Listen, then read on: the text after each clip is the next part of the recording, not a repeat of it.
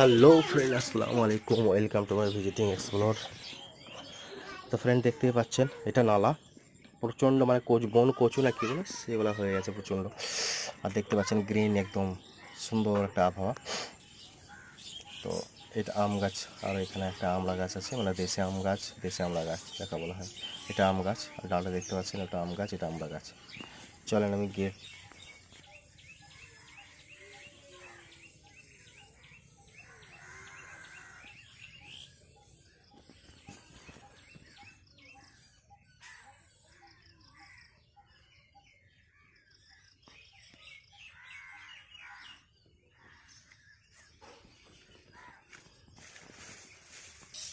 এটা একটা আমার পেঁপে গাছ, ওই সাইডে লাগানো আছে, দেখছেন, দেখতে পাচ্ছেন